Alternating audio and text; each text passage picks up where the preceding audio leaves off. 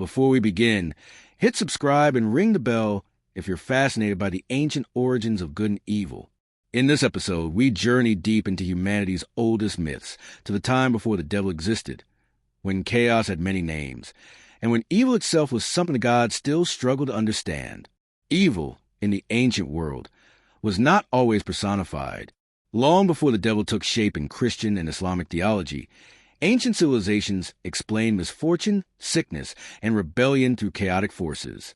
The Mesopotamians feared Lamashtu and Pazuzu, demons who spread illness and infertility.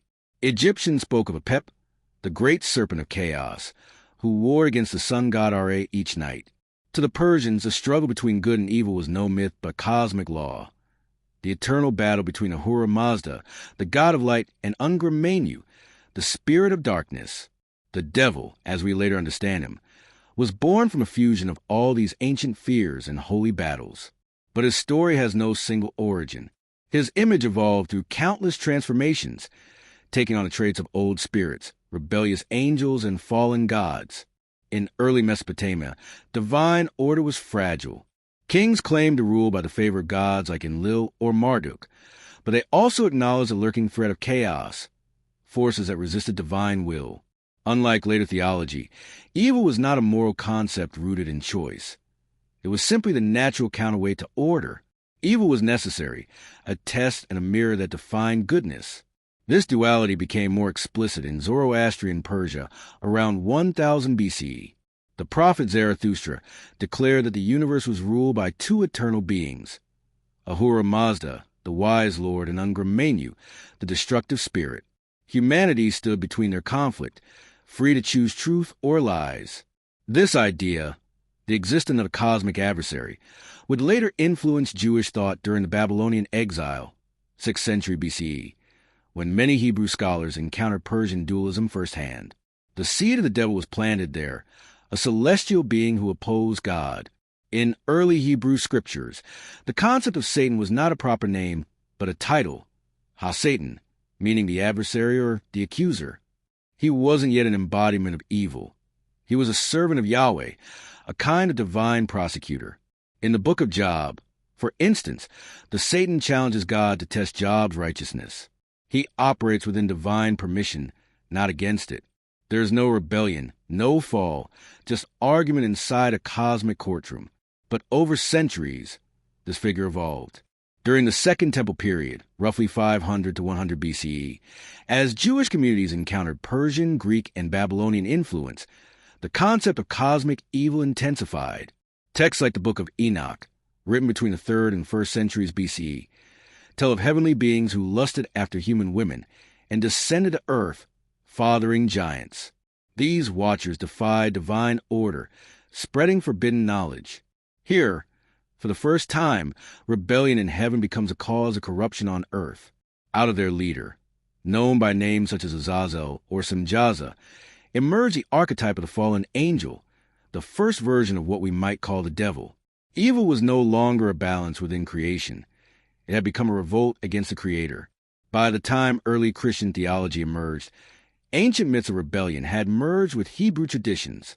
One verse in particular, Isaiah 14 verse 12, spoke of a morning star who fell from heaven. In its original context, this line referred to the fall of a Babylonian king, perhaps Nebuchadnezzar II, but later translators rendered the Hebrew Helo ben Shakar as Lucifer, the light bringer. As Christianity spread within the Greco-Roman world, Lucifer became associated with pride, the refusal of divine order. The devil thus took on the moral burden of disobedience, ambition, and temptation. No longer a mere accuser, he became a rebellious angel who sought to rival God himself. The story of his fall took symbolic weight. The most beautiful creation turned proud and was cast down. Evil was redefined, not as an external chaos, but as a corruption of good from within. In Paradise Lost, evil's origin story became deeply moral. The devil is what happens when love of self eclipses love of the divine. Yet even this image had older roots. The serpent of Genesis echoes the Mesopotamian tricksters and the Egyptian chaos serpent Apep. In ancient Near Eastern iconography, serpents symbolized knowledge and transformation, but also danger. The serpent's role in Eden mirrored humanity's oldest stories. creation, temptation, and loss of divine intimacy. For early Christian writers, it was natural to merge the serpent with Satan. Revelation 12 verse 9 speaks of that ancient serpent called the devil or Satan who deceives the whole world. Thus, the thin line between symbol and identity vanished. The devil was no longer just an adversary or accuser. He became the active deceiver of humankind. Later, as Christianity expanded across pagan Europe, older deities were recast as demons. Horned gods like Pan of Greece or Cernunnos of the Celts reshaped the devil's iconography. Hooves, horns, wings, all symbols once sacred now inverted into signs of damnation. A god of fertility became a figure of temptation. The devil had evolved again, part angel, part beast, fully adversarial. One of the profound changes that came with early Christian and later medieval thought was the moralization of evil. Where ancient civilizations had explained darkness through cosmic balance, philosophers like Augustine argued that evil was not a substance but privation, a lack of good. The devil became the ultimate absence of divine goodness. Thus, humanity's temptation mirrored his original crime, pride and separation from God. Evil was now choice, not destiny. This insight turned the devil's story into a warning about free will itself. He was no longer an external demon haunting the cosmos, but an internal shadow within the human heart. Other civilizations had their own versions of cosmic antagonists. In ancient Egypt, Set was both the savior and murderer of Osiris, a god of storms, disorder, and warfare. In early myths, Set defended Ra against Apep, but during later dynasties, he became demonized. In Hindu cosmology, evil was cyclical. The Asuras, once divine beings, fell when pride overcame them, echoing the same pattern of rebellion.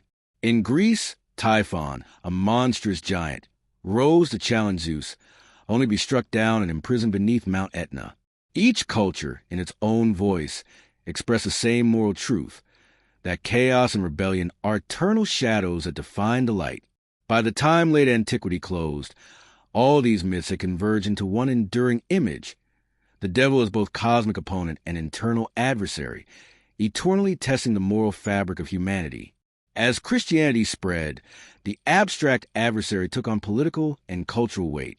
Heretics, enemies of the church, and foreign gods were all branded as servants of the devil. During medieval Europe's darkest centuries, images of the devil disciplined the masses, reminders of sin, fear, and punishment.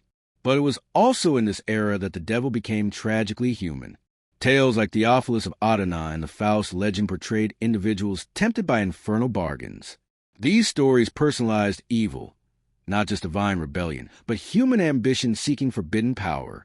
The transformation was complete. What began as the chaos serpents of Mesopotamia and Persia's spirits of darkness had become the moral conscience of civilization's imagination. In modern psychological and symbolic thought, particularly through thinkers like Carl Jung, the devil is seen not as a literal being, but an archetype, the shadow of the human psyche. He personifies arrogance, repression, and the danger of denying one's darker nature. This idea echoes back to ancient mythic cycles where the world required chaos to renew creation.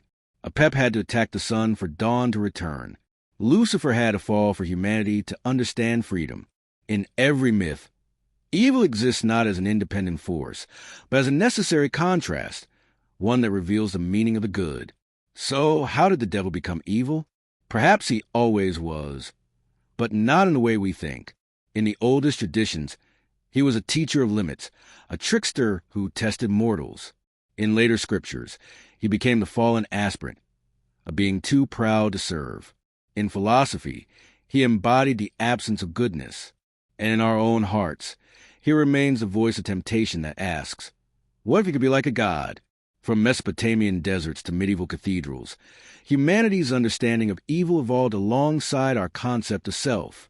The devil's journey mirrors our own history, from ignorance to defiance, from chaos to morality. He is the shadow cast by divine light, the reminder that in seeking perfection, even angels can fall. In the end, the devil's origin is as much about us as it is about heaven's rebellion.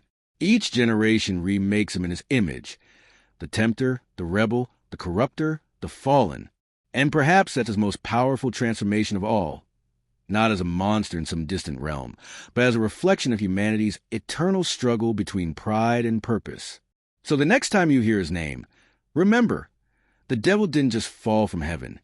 He rose from the depths of the ancient human mind, shaped by every civilization that ever stared into the dark and asked, where does evil come from? If you found this story fascinating, subscribe for more deep dives into ancient myths and hidden truths. Leave a comment below. What do you think the devil really represents? The cosmic rebel or the reflection of our own choices?